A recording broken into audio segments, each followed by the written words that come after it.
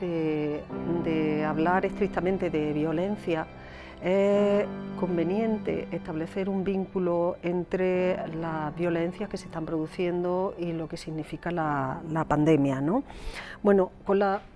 pandemia yo creo que estamos todos de acuerdo en que se está avivando, se está empeorando las condiciones de desigualdad en todo el mundo hacia las mujeres. ¿Eso qué significa? Pues que si antes creíamos estar en sociedades que podían amparar algún tipo de injusticia, hoy nos estamos dando cuenta, en este periodo tan duro, que las injusticias están establecidas, es decir, que somos sociedades establecidas sobre las injusticias, como nos dicen además las filósofas feministas. Entonces, esto, para empezar, nos manda un mensaje acerca de que ese progreso que creíamos que estábamos logrando está tambaleándose. Es decir, es una quimera hablar en estos momentos de progreso, porque hay una involución de los derechos en todo el mundo, los derechos que viven mujeres, niñas o sujetos disidentes, ¿no? Eso en primer lugar. En segundo lugar, ¿qué entendemos por pandemia? Yo creo que el feminismo, o los distintos feminismos comunitarios, descoloniales, occidentales, también nos lo llevamos planteando, y yo creo que llegamos a la valoración de que la pandemia no es solamente el viaje de un virus y la incidencia que tiene sobre la sociedad, sino que la pandemia significa el que haya aflorado una crisis económica muy brutal, que haya aflorado también en forma de crisis de cuidado, crisis de reproducción, que estamos ante una crisis también de acceso al sistema sanitario, una crisis también de valores sobre los que se sustenta el mundo. Entonces, ante este panorama y lógicamente con la pérdida de derechos y ante un sistema que se sostiene sobre la injusticia, la primera conclusión a la que podemos llegar es el hecho de que estamos hablando de la emergencia de muchas formas de violencia, en algún caso, en muchos casos, de la profundización de las que ya existían antes de la pandemia. Entonces estamos hablando, cuando hablamos de violencia y miramos nuestra realidad unitaria o mundial o global, de políticas brutales extractivistas, de políticas que provocan las migraciones masivas de comunidades completas, y estamos hablando, por supuesto, que de esto se habla mucho aquí en este documental de Ovidio, de violencia de género, que en definitiva apelan a un patriarcado que se inviste de dominio y de control para la sujeción de las mujeres, de las niñas y de los sujetos no normativos. Por lo tanto, una segunda valoración que podemos hacer es el hecho de que nuestras democracias son frágiles, y lo son porque no hay democracia que se pueda sustentar sobre la violencia y sobre el crecimiento de la violencia y la emergencia de nuevas formas de violencia en la medida en que las comunidades y las sociedades están más precarizadas, y dentro de ellas, lógicamente, las mujeres son las que más lo sufren. Por lo tanto,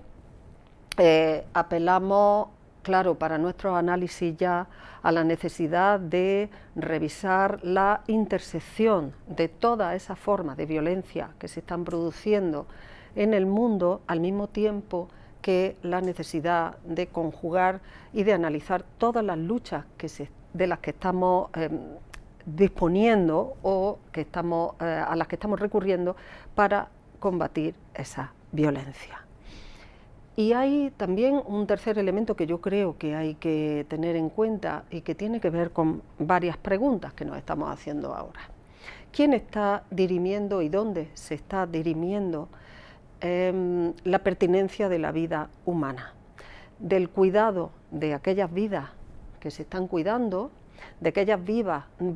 que están sobreviviendo más o menos cómodamente a esta pandemia, y dónde y quiénes están dirimiendo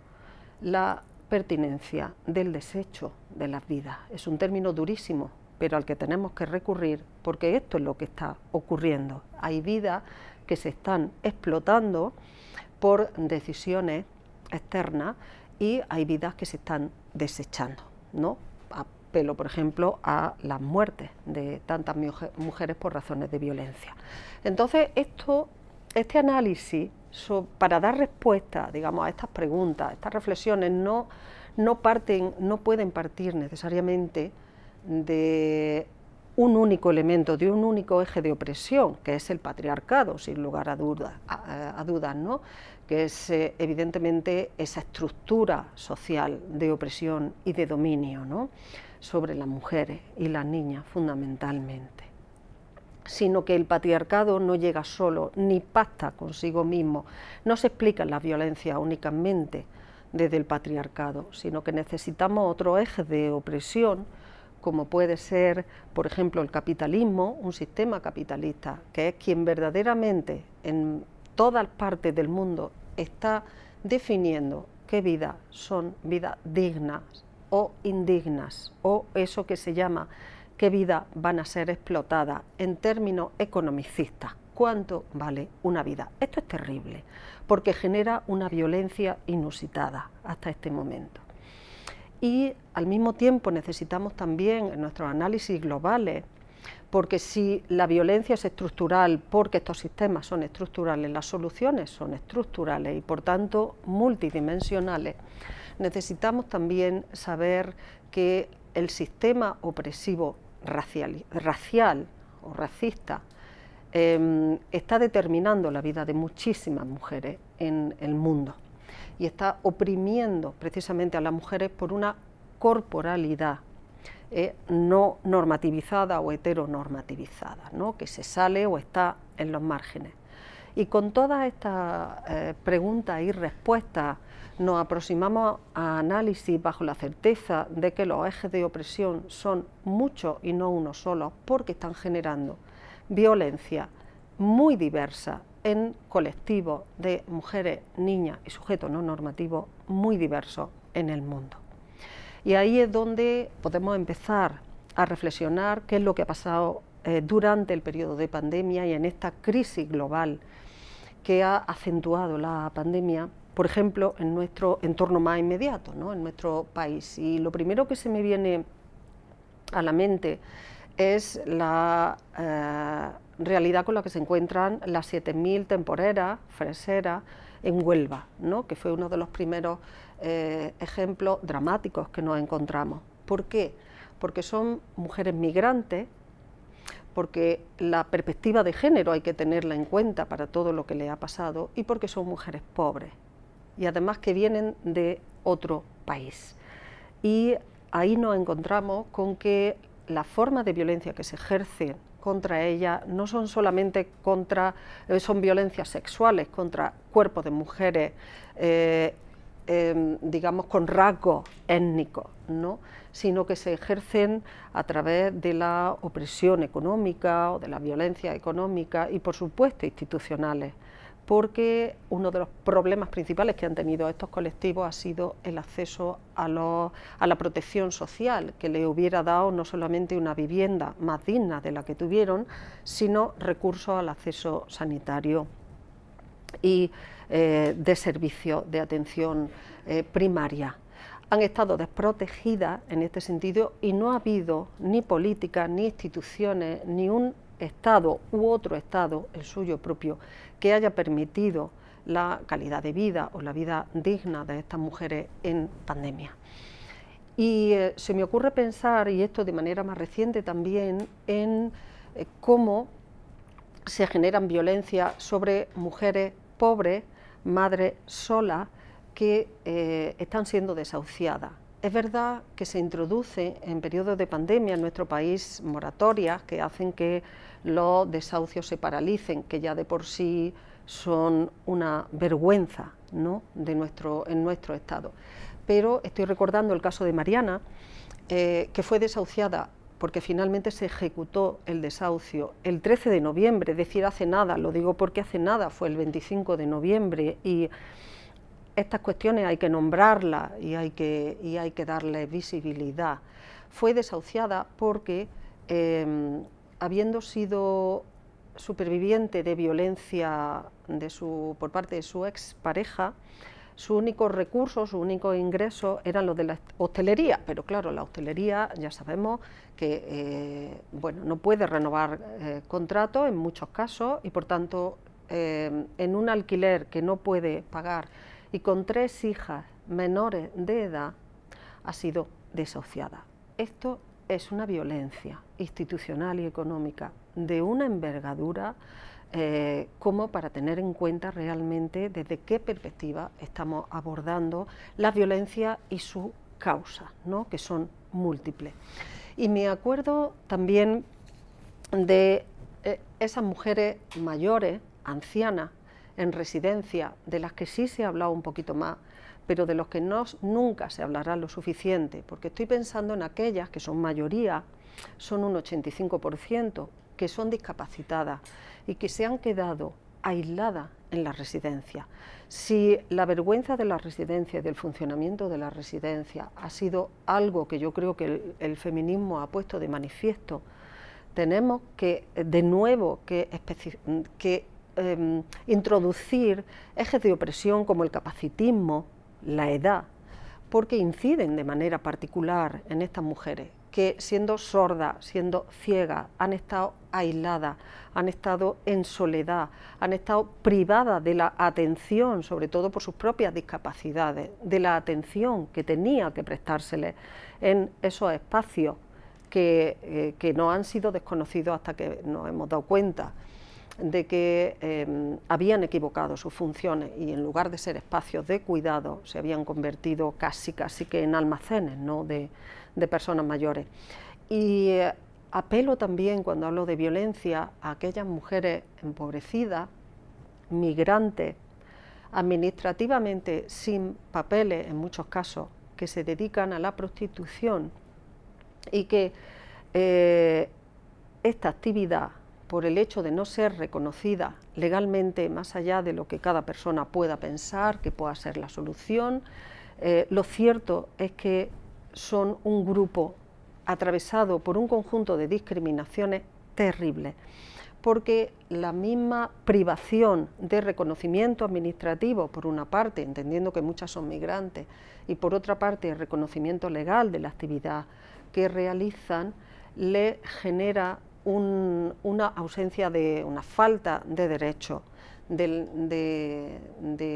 salud, por ejemplo, de acceso a la salud, de acceso a los recursos sociales, es decir, una prostituta que es madre de sus criaturas,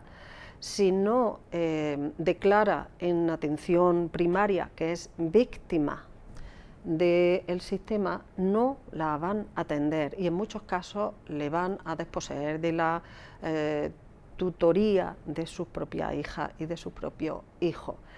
Y tampoco tienen como derecho adquirido el acceso a un trabajo remunerado que les pueda sacar de la prostitución. Bueno, pues son ejemplos de 4 colectivos sobre los que se ejercen violencia de muchos tipos y sobre los que tenemos que hacer análisis mucho más complejos que realmente visibilicen que nuestros cuerpos están atravesados por ejes de opresión muy diversos. Esto en este país, pero si ahora nos vamos a países, por ejemplo a Latinoamérica, ¿no? Con quien yo tengo algún tipo de relación, de amistad y sobre todo curiosidad intelectual, ¿no? Pues nos estamos dando cuenta que la falta de políticas con una visión étnica, cultural y de género hace que, por ejemplo, muchas comunidades indígenas que sobreviven con el trabajo y los cuidados de las mujeres indígenas están en estos momentos en una situación infinitamente mucho más precaria. Primero, porque son sujetos de segunda o de tercera, como ellas mismas dicen. En segundo lugar, porque el Estado no las protege en cuanto a su derecho al acceso sanitario, de los servicios sanitarios. Al quedar aisladas no pueden mercadear, es decir, subsistir a partir de las artesanías que están haciendo. Por lo tanto, no acceden a ningún tipo de recursos. Y luego se están encontrando con que en muchos casos estas comunidades de mujeres indígenas han visto cómo la comunidad incorpora desde el más puro colonialismo y capitalismo actitudes y modelos muy masculinos en las formas de relación que antes no tenían. Pero las políticas extractivistas, las políticas de quema de terreno, de maderera, de petrolera, están contratando a esos varones que viven en esas comunidades y dándoles pautas de dominio que antes no tenían porque eran mucho más horizontales. ¿Qué sucede con eso? Que encerradas en sí mismas están teniendo que soportar un tipo de violencia que antes no soportaban y lo están denunciando, porque la colonialidad parte de un modelo preeminente de masculinidad que en aquellos casos donde estaba mucho más disuelto o sencillamente no se producía porque tenían culturas ancestrales mucho más respetuosas con la vida humana, estoy pensando por ejemplo en la guaraní y cómo respetan la ancianidad como fuente de sabiduría, en estos momentos se están encontrando que están enclaustradas, como aquí hablamos de la vivienda y el hecho de vivir con tu maltratador, no se están encontrando con que viven con formas de violencia hasta este momento desconocidas. Y luego pongo también otro ejemplo, aquellas luchadoras que son líderes de sus comunidades por la protección de los terrenos, se han encontrado con que en periodos de pandemia, por ejemplo, los estados ya se despreocupan de la protección de sus propias vidas, vidas que están en riesgo porque las políticas extractivistas introducen a estas grandes holdings o monopolios de madereros o en el caso de la Amazonia, de petroleros, que siguen funcionando en época de pandemia, que han seguido con el permiso de proseguir con todo lo que eso conlleva ecológicamente, pero que en el caso de ellas se sienten ahora con una desprotección estatal y por tanto sus vidas corren aún mucho más riesgo. Todo esto y mucho más lo están poniendo de manifiesto mujeres que ven, que sufren tipos de violencia muy distintos por, digamos, buscando analizarlo desde raíces o desde ejes de dominación y de opresión distintos. Y por tanto no se puede entender la pandemia sin entender la diversidad de formas de violencia que están sufriendo mujeres y niñas en el mundo.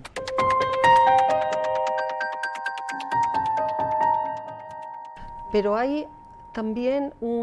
yo creo que es también interesante no solamente analizar los tipos de violencia de una manera más explícita que están sufriendo, que se están sufriendo en el mundo, ¿no? como efecto de estos ejes de opresión, sino también es interesante ver qué es lo que está pasando con las socializaciones que conducen a chicos y a chicas a tener una posición en el mundo, socializaciones que marcan mandatos específicos, por ejemplo, de masculinidad que pueden derivar en violencia más o menos acusada, o mandatos desde las socializaciones hacia las mujeres que las están resituando en un mundo donde los derechos comenzaban a conquistarse. Entonces, en este sentido, a lo mejor merece la pena recordar que en la pandemia que se ha vivido en nuestra nación, en nuestro estado, los chavales y las chavalas, además de que han sido privados sin su consentimiento, porque no se les pregunta, no se les deja participar, y esto es algo que debíamos replantearnos también, de movilidad, de sociabilidad con su amiga y su amigo. Las razones podemos entenderlas, pero hay que darle una vuelta a todo esto, pues han dedicado de un 15% de tiempo de pantalla, han pasado a un 75% de su tiempo frente a una pantalla. Tiempo de ocio. Bien, esto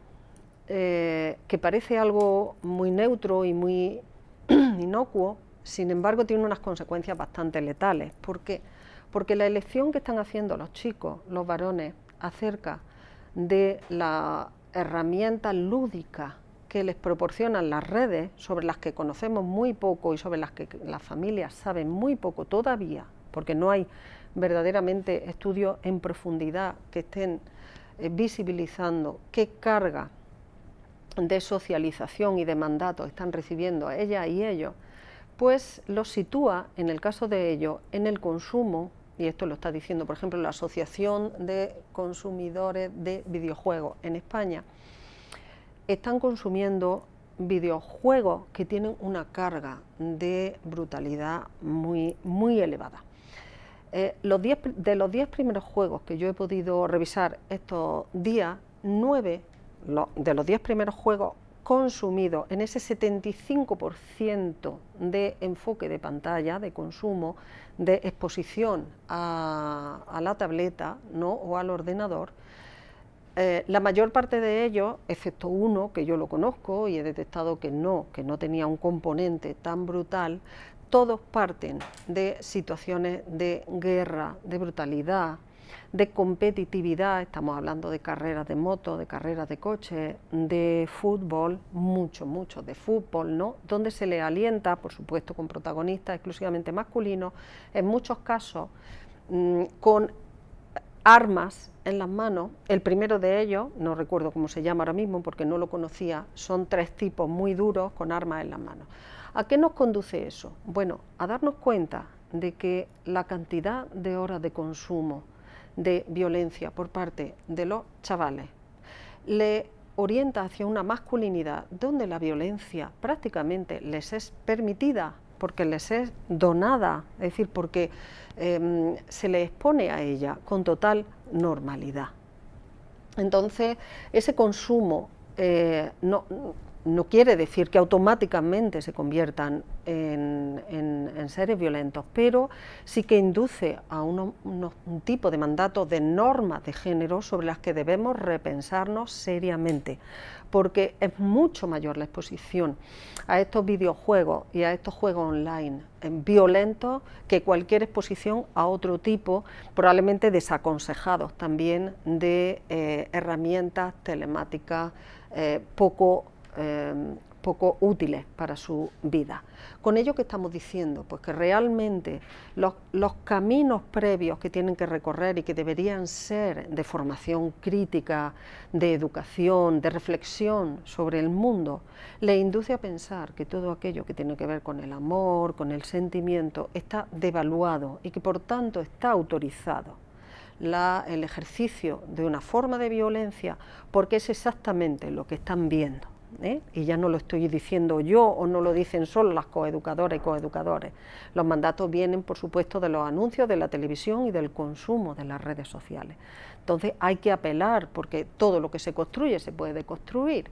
Entonces hay que apelar, claro, a la educación familiar de una manera muy clara y muy concreta. Hay que hacer un ejercicio de programación. Como todas las soluciones son estructurales, como dicen las economistas, no nos basta resolver las violencias, ¿no?, o los procesos que conducen a la violencia solamente con programas dirigidos específicamente a la violencia de género, sino también a las políticas educativas, a las políticas económicas, a las políticas culturales, etcétera, etcétera, ¿no? ¿Y qué le ha pasado a las chicas? Las chicas también han consumido 15 veces más o 20 veces más pantalla, ¿no? Se han expuesto de manera diferente porque suelen rechazar este tipo de programas, ¿no?, que nos indicaba esta asociación de juegos online española, y suelen utilizar otro tipo de recursos como por ejemplo el Instagram, ¿no? Yo a priori no tengo ningún inconveniente en pensar que el Instagram es un espacio de comunicación y es un espacio de sociabilidad. A mí me parece que los espacios de comunicación y de sociabilidad en las redes pueden estar muy bien, siempre y cuando el contenido sea adecuado. El problema que están viviendo muchas chavalas es que se están produciendo exposiciones a formas de consumo, a una visión de sus propios cuerpos, no solamente empoderante, que esto es lo que debería ser, yo tengo un cuerpo y me empodero de mi cuerpo, sino subordinado a otro tipo de intereses,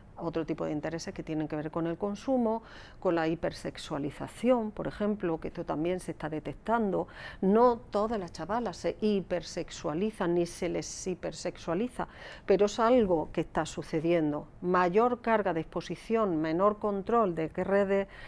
a qué redes se están colocando, menos comunicación de la familia hacia y de las escuelas también, ¿no? Y en general de las personas responsables de las políticas de comunicación hacia los contenidos que les están llegando. Y los contenidos que les están llegando no siempre son educativos, no siempre son empoderantes, no siempre les permite tener una visión del mundo, digamos, crítica. ¿Y qué significa una visión del mundo crítica? Una visión donde tú sepas que hay cosas que a ti te benefician y que benefician colectivamente y que son buenas para ti, para que tu crecimiento personal y para tu propia autonomía y tu propia libertad, y hay otras que no lo son.